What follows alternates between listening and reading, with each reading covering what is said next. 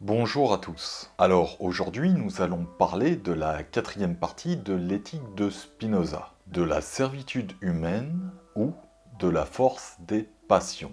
Dans cette partie, Spinoza nous montre à quel point nous sommes l'esclave de nos passions, de nos envies si vous préférez, et comment, grâce à la raison, nous pouvons maîtriser nos passions afin de ne plus être leurs esclaves. C'est donc dans la maîtrise de nos passions et dans leur compréhension que l'homme peut ainsi devenir libre. Sans cette compréhension, l'être humain n'est, en effet, qu'un navire sans gouvernail se dirigeant au gré des courants. Pour rappel, je sais bien que la philosophie de Spinoza est très difficile à appréhender. Mais dans mes vidéos, je m'interdis de vulgariser sa pensée afin de ne pas prendre le risque de la déformer. C'est pour cela que je vous laisse méditer sur ces quelques propositions à votre guise, tout en vous mettant quelques images afin de rendre sa pensée plus accessible. D'ici quelques temps, je prendrai le risque de créer une vidéo entièrement vulgarisée sur l'éthique de Spinoza.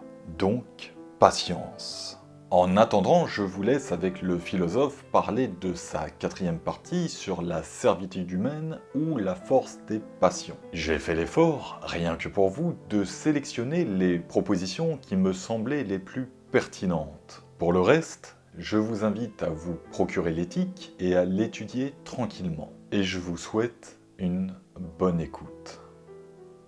Partie 4e. De la servitude humaine ou de la force des passions. Préface.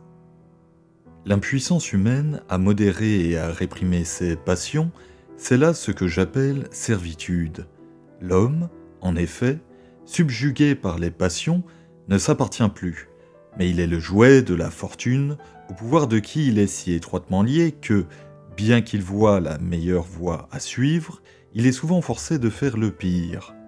Je me suis proposé de faire voir dans cette quatrième partie la cause de ce phénomène, et, en outre, ce que les passions ont de bon ou de mauvais.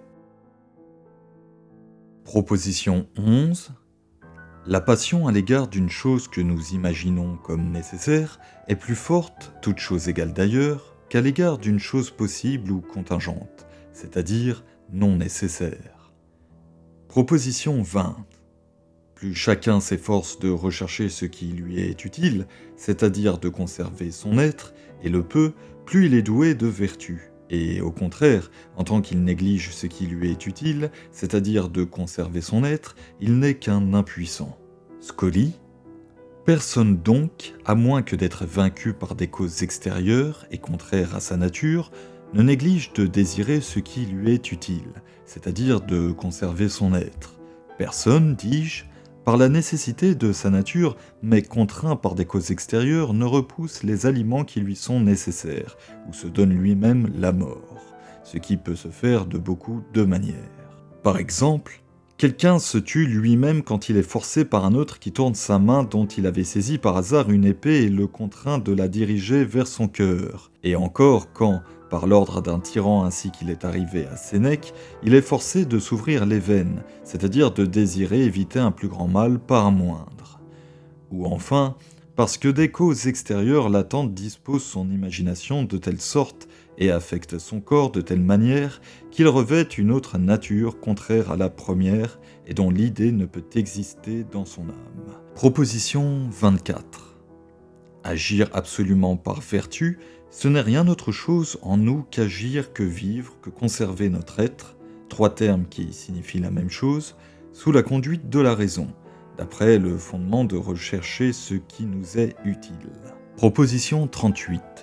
Ce qui dispose le corps humain de telle sorte qu'il puisse être affecté de beaucoup de manières, ou ce qui le rend apte à affecter les corps extérieurs de beaucoup de manières, est utile à l'homme, et d'autant plus utile que le corps, par là, est rendu plus apte à être affecté de beaucoup de manières et à affecter les autres corps de la même façon. Cela est nuisible à l'homme, au contraire qui rend le corps moins apte à ses fonctions. Démonstration. Plus le corps est rendu apte à ses fonctions, plus l'âme devient apte à percevoir les choses, et par conséquent, ce qui dispose le corps de cette façon et le rend apte à ses fonctions est nécessairement bon ou utile à l'homme. Et d'autant plus utile que le corps peut être rendu plus apte à ses opérations. Au contraire, ce qui rend le corps moins apte à ses fonctions est nuisible à l'homme. Proposition 44. L'amour et le désir peuvent avoir de l'excès. Scully. L'hilarité que j'ai dit être bonne se conçoit plus facilement qu'elle ne s'observe. En effet, les passions auxquelles nous sommes en proie chaque jour se rapportent la plupart du temps à une certaine partie du corps, qui est affectée de préférence aux autres. Par suite, les passions ont presque toujours de l'excès, et elles retiennent l'âme avec une telle force dont la contemplation d'un unique objet qu'elle ne peut plus penser à autre chose.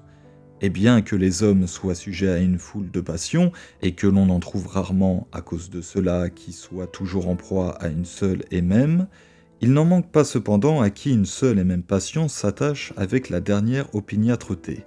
Ne voyons-nous pas parfois des hommes affectés de telle sorte par un seul objet que, encore qu'il soit absent, ils croient néanmoins l'avoir devant les yeux. Lorsqu'un fait de ce genre arrive à un homme éveillé, nous disons qu'il a le délire ou qu'il a perdu l'esprit. Et cela ne passe pas pour être moins fou, qui brûle d'amour et, nuit et jour, ne rêve qu'à leur amante ou à une courtisane, parce qu'ils font rire d'ordinaire. Mais lorsqu'un avare ne pense à nulle autre chose qu'au gain ou aux écus, lorsqu'un ambitieux ne songe qu'à la gloire, cela ne passe pas pour délirer, parce qu'ils sont insupportables d'habitude et qu'on les juge dignes de haine. Mais, en réalité, l'avarice, l'ambition, le libertinage, etc. sont des espèces de délires, bien qu'on ne les compte pas au nombre des maladies. Proposition 45. La haine ne peut jamais être bonne. Démonstration. L'homme que nous haïssons, nous nous efforçons de le détruire, c'est-à-dire, nous nous efforçons de faire quelque chose qui est mauvais. Donc, etc. Scully. Entre la dérision et le rire, je reconnais une grande différence. Le rire, en effet, de même que la plaisanterie, est une pure joie, et par conséquent, pourvu qu'il n'ait pas d'excès, il est excellent par lui-même. Il n'y a assurément qu'une triste et farouche superstition qui défende de se divertir. Car en quoi est-il plus convenable d'apaiser la faim et d'éteindre la soif que de chasser la mélancolie ? Telle est ma manière de voir. Et c'est ainsi que j'ai tourné mon esprit. Nulle divinité, ni personne autre qu'un envieux ne se réjouit de mon impuissance et de mes déplaisirs, et ne nous tient à vertu les larmes, les sanglots, la crainte et autres marques de cette sorte qui sont d'une âme impuissante. Mais, au contraire, plus nous sommes affectés par une plus grande joie, plus nous passons à une perfection plus haute, c'est-à-dire plus nous participons nécessairement de la nature divine. Ainsi donc user des choses, et s'en délecter autant qu'il se peut faire, c'est le fait d'un homme sage. Oui, dis-je, il est d'un homme sage de se refaire par une nourriture et par des boissons modérées et agréables, il est d'un homme sage de se récréer par les parfums, par le charme des plantes verdoyantes, par la parure, par la musique, par les exercices gymnastiques, par les théâtres et autres distractions de ce genre, dont chacun peut jouir sans nul dommage pour autrui. Car le corps humain est composé de beaucoup de parties de diverses natures, lesquelles ont continuellement besoin d'aliments nouveaux et variés afin que le corps tout entier soit également apte à toutes les fonctions qui peuvent résulter de sa nature. Et conséquemment, afin que l'âme soit également apte aussi à comprendre un plus grand nombre de choses. Cette règle de vie s'accorde donc excellemment et avec nos principes et avec la commune pratique. C'est pourquoi, s'il en est quelque autre, celle-ci est la meilleure et elle doit être recommandée instamment. Et il n'est pas besoin de parler plus longuement et plus clairement à ce sujet. Proposition 47. Les passions de l'espérance et de la crainte ne peuvent être bonnes par elles-mêmes. Démonstration. Les passions de l'espérance et de la crainte ne vont pas sans tristesse, car la crainte est une tristesse, et l'espérance n'existe pas sans crainte. Par conséquent, ces passions ne peuvent être bonnes par elles-mêmes, mais seulement en tant qu'elles peuvent réprimer les excès de la joie. Scully. Ajoutez à cela que ces passions marquent un défaut de connaissance et l'impuissance de l'âme, Et c'est aussi pourquoi la sécurité, le désespoir, le contentement et le remords sont d'une âme impuissante. En effet, quoique la sécurité et le contentement soient des affections de joie, elles supportent toutefois que la tristesse, c'est à savoir l'espérance et la crainte, les ont précédées. Aussi, plus nous nous efforçons de vivre d'après la conduite de la raison, d'autant plus nous tâchons de dépendre moins de l'espérance, de nous délivrer de la crainte, de commander à la fortune autant qu'il nous est possible et de diriger nos actions par un dessein réglé de la raison. Proposition 48. Les passions de l'estime et du mépris sont toujours mauvaises. Démonstration. Ces passions en effet sont contraires à la raison, et par conséquent mauvaises. Proposition 49. L'estime rend aisément orgueilleux l'homme objet de cette estime. Démonstration. Si nous voyons qu'une personne pense de nous, par amour plus de bien qu'il ne faut, nous en tirerons facilement gloire. En d'autres termes, nous serons affectés de joie, et nous croirons aisément au bien que nous entendrons proclamer sur notre compte. Par suite, nous penserons de nous, par amour pour nous-mêmes, plus de bien qu'il ne convient, c'est-à-dire, nous nous énorgueillirons facilement. Proposition 50. La commisération chez un homme qui vit d'après la conduite de la raison est mauvaise par soi et inutile. Démonstration. La commisération en effet est une tristesse, et par conséquent mauvaise par elle-même. Quant au bien qui en résulte, c'est à savoir l'effort que nous faisons pour tirer de la misère l'homme dont nous avons pitié. C'est par le dictamen seul de la raison que nous désirons le faire.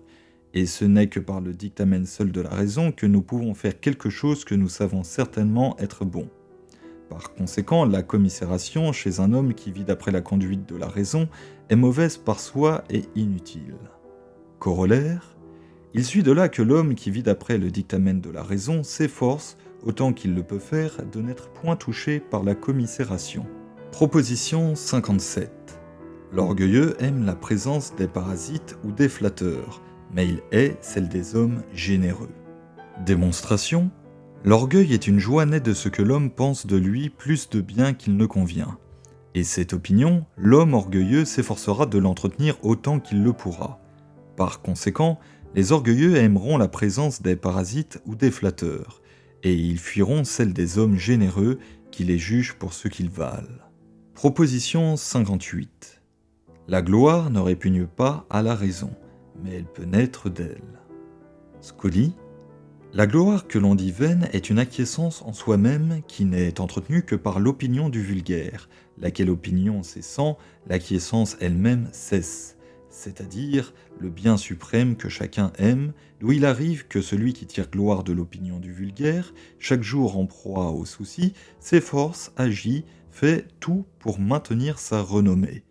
En effet, le vulgaire est divers et ondoyant, et par conséquent, une renommée, si on ne la maintient pas, est vite effacée. En outre, comme tous ont le désir de gagner les applaudissements du vulgaire, chacun est enclin à faire obstacle à la renommée de l'autre. Et par suite, comme la rivalité porte sur un bien qu'ils estiment être suprême, il en est un énorme appétit de s'écraser les uns les autres de toutes les manières. Et celui qui en sort finalement vainqueur est plus glorieux d'avoir nui à autrui que de s'être rendu service à lui-même. Cette gloire ou acquiescence, en vérité, est donc vaine parce qu'elle n'en est pas une. Proposition 61. Le désir qui naît de la raison ne peut avoir d'excès.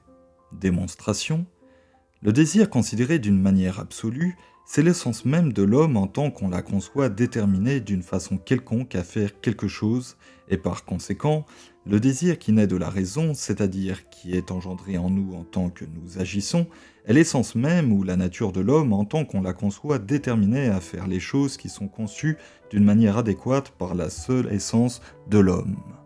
Si donc ce désir pouvait avoir de l'excès, la nature humaine considérée en soi seule pourrait alors s'excéder elle-même, en d'autres termes elle pourrait plus qu'elle ne peut, ce qui est une contradiction manifeste, d'où il suit que ce désir ne peut avoir d'excès.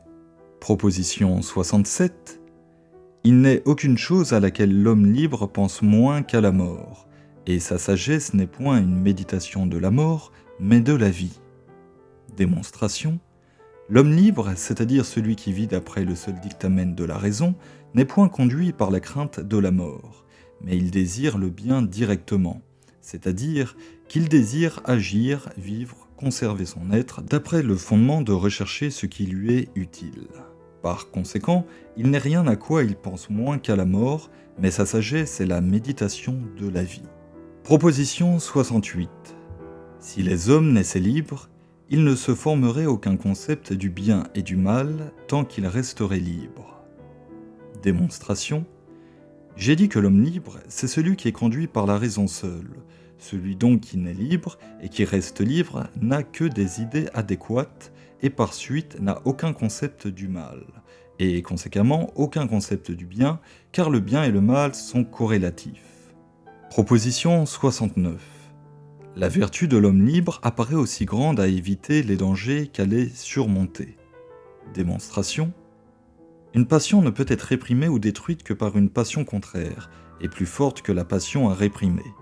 Or, l'audace aveugle et la crainte sont des passions qui peuvent être conçues comme étant d'égale force. Donc, il faut une vertu ou une force d'âme aussi grande pour contenir l'audace que pour réprimer la crainte. C'est-à-dire que l'homme libre fuit les dangers avec la même vertu d'âme qu'il met à tenter de les surmonter. Corollaire. Pour l'homme libre, c'est donc avec un égal courage qu'il est porté à fuir ou à combattre à propos. En d'autres termes, l'homme libre choisit la fuite avec le même courage ou la même présence d'esprit qu'il a choisi le combat. Appendice. Les principes que j'ai émis dans cette partie sur la droite manière de vivre ne sont pas disposés de telle sorte qu'ils puissent être embrassés d'un seul coup d'œil. Je les ai démontrés ça et là, suivant qu'il m'était plus facile de les déduire les uns des autres. Je me suis donc proposé de rassembler ici ces mêmes principes et de les réduire aux points essentiels. Chapitre 1. Tous nos efforts, autrement dit tout désir, s'ensuivent de la nécessité de notre nature de telle sorte qu'ils peuvent être compris, ou par elle seule, comme par sa cause prochaine, ou en tant que nous sommes une partie de la nature, laquelle partie ne peut être conçue par soi d'une manière adéquate sans les autres individus. Chapitre 2. Les désirs qui s'ensuivent de notre nature de telle sorte qu'ils puissent être compris par elle seule, ce sont ceux qui se rapportent à l'âme en tant qu'on la conçoit composée d'idées adéquates. Pour les autres désirs, ils ne se rapportent à l'âme qu'en tant qu'elle conçoit les choses d'une manière inadéquate, et leur force et leur accroissement doivent être définis, non point par la puissance humaine, mais par la puissance des choses qui sont en dehors de nous. C'est pourquoi les premiers de ces désirs sont justement appelés des actions, et les seconds des passions. Les premiers, en effet, marquent toujours notre puissance, les seconds, au contraire, notre impuissance et une connaissance mutilée. Chapitre 3. Nos actions, c'est-à-dire ces désirs qui sont définis par la puissance, autrement dit par la raison de l'homme, sont toujours bonnes. Pour les autres, elles peuvent être aussi bien bonnes que mauvaises. Chapitre 4. Il est donc utile, sur toute chose dans la vie, de perfectionner autant que nous le pouvons l'entendement ou la raison, et c'est en cela seul que consiste la souveraine félicité de l'homme ou sa béatitude, car la béatitude, ce n'est rien autre chose que la quiétude même de l'âme, laquelle naît de la connaissance intuitive de Dieu. Or, perfectionner l'entendement, ce n'est rien autre chose non plus que comprendre Dieu, les attributs de Dieu et les actions qui s'ensuivent de la nécessité de sa nature. C'est pourquoi la fin dernière de l'homme, qui est conduit par la raison, c'est-à-dire le souverain désir par lequel il s'étudie à modérer tous les autres, c'est celui qui le porte à se concevoir lui-même d'une manière adéquate, ainsi que toutes les choses qui peuvent tomber sous son intelligence. Chapitre 5. Il n'est donc nulle vie raisonnable sans intelligence, et les choses ne sont bonnes qu'en tant qu'elles aident l'homme à jouir de la vie de l'âme, qui est définie par l'intelligence. Les choses qui empêchent l'homme au contraire de perfectionner la raison et de pouvoir jouir de la vie raisonnable, ce sont celles-là seulement que nous appelons mauvaises. Chapitre 6.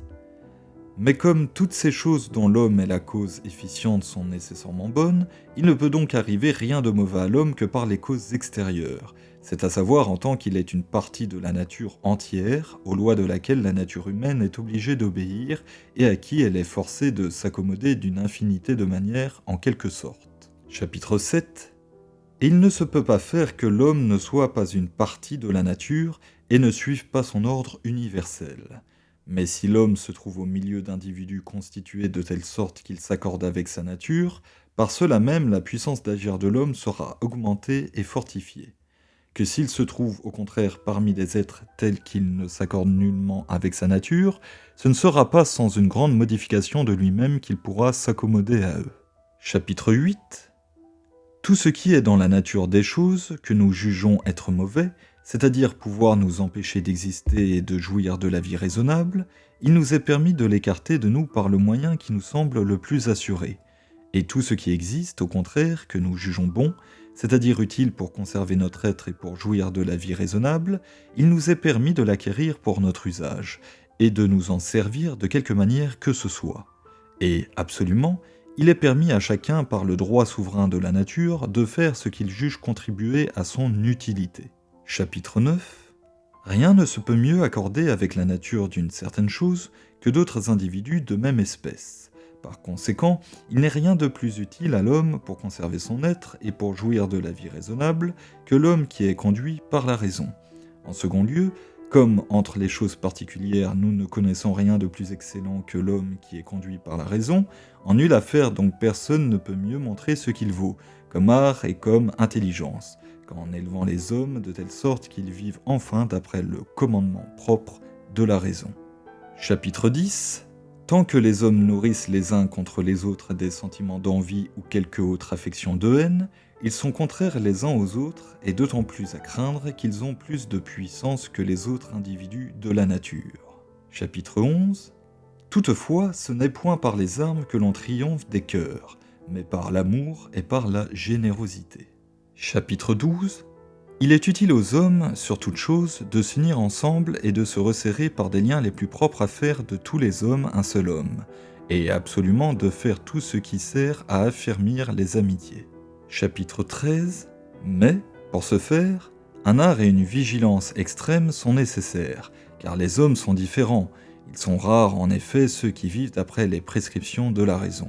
Et la plupart du temps, cependant, on les voit envieux les uns des autres et bien plus enclins à la vengeance qu'à la miséricorde. Supporter chacun selon son caractère et se contenir soi-même pour n'imiter point leur passion est donc l'œuvre d'une force d'âme singulière.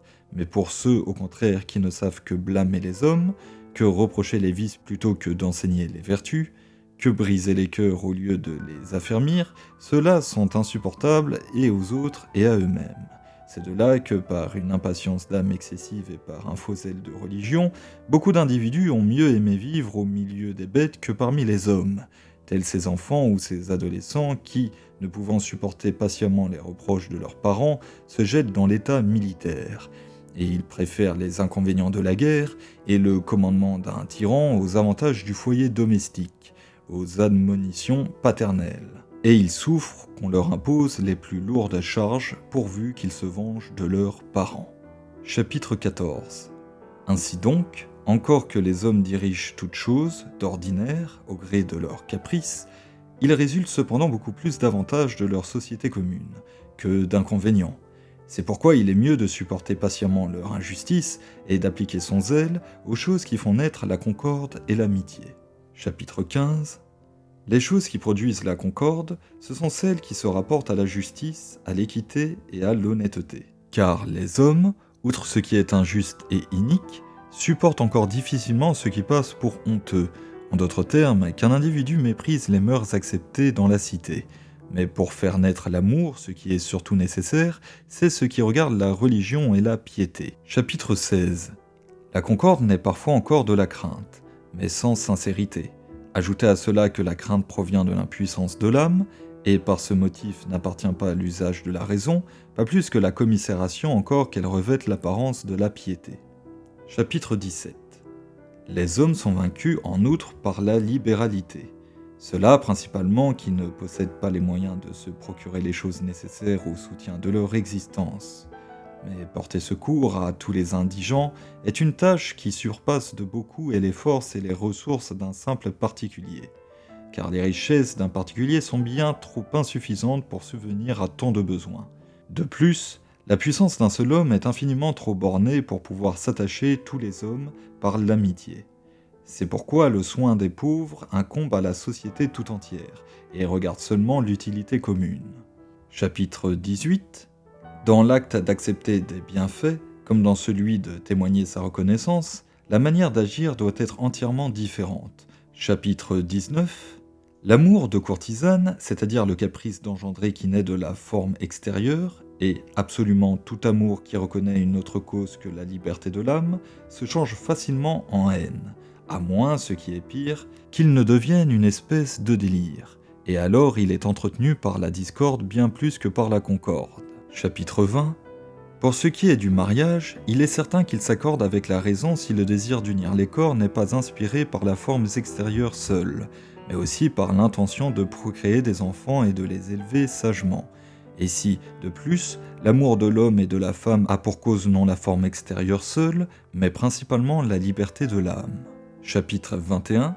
L'adulation produit aussi la concorde, mais par un honteux moyen d'esclavage ou par la perfidie, car il n'est homme plus aisément pris par la flatterie que les orgueilleux qui veulent être au premier rang et qui n'y peuvent atteindre. Chapitre 22. L'abjection revêt un faux air de piété et de religion. Et bien que l'abjection soit le contraire de l'orgueil, il n'est rien cependant de plus voisin de l'orgueilleux que l'homme abject. Chapitre 23. La honte aide aussi à la concorde dans les choses seulement qui ne peuvent être cachées. Au surplus, comme la honte est une sorte de tristesse, elle n'a rien à voir avec l'usage de la raison. Chapitre 24. Les autres affections de tristesse à l'égard des hommes sont directement opposées à la justice, à l'équité, à l'honnêteté, à la piété, à la religion, et encore que l'indignation semble revêtir l'apparence de l'équité, l'on vit cependant sans loi là où il est permis à chacun de rendre un jugement sur les actes des autres, et de venger son droit ou celui d'autrui. Chapitre 25. La modestie, c'est-à-dire le désir de plaire aux hommes qui est déterminé par la raison, se rapporte à la piété. Mais si ce désir de plaire aux hommes naît de la passion, c'est l'ambition, c'est-à-dire le désir par lequel les hommes, sous couleur de piété, excitent le plus souvent des discordes et des séditions. En effet, celui qui désire venir en aide aux autres par ses conseils ou d'une manière effective, afin qu'ils jouissent ensemble du souverain bien, celui-là s'appliquera sur toute chose à se concilier l'amitié de ces personnes.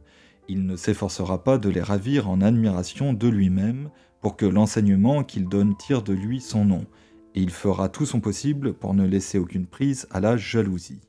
Ensuite, dans les entretiens publics, il prendra bien garde de raconter les vices des hommes, et ce n'est qu'en glissant qu'il parlera de l'impuissance humaine. Tout au contraire, il s'étendra amplement sur la vertu ou la puissance humaine. Il indiquera par quels moyens elle peut être augmentée, afin que, poussés ainsi, non par la crainte ou par l'aversion, mais par le seul sentiment de la joie, les hommes s'efforcent de vivre, autant qu'il est en eux, d'après les prescriptions de la raison. Chapitre 26.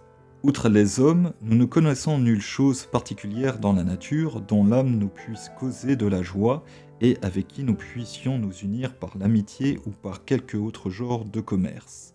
Par conséquent, tout ce qui existe dans la nature des choses, en dehors des hommes, la raison de notre utilité ne nous demande pas de le conserver, mais elle nous enseigne à l'épargner, à le détruire, suivant ses différents emplois et à l'adapter à notre usage de toutes les manières.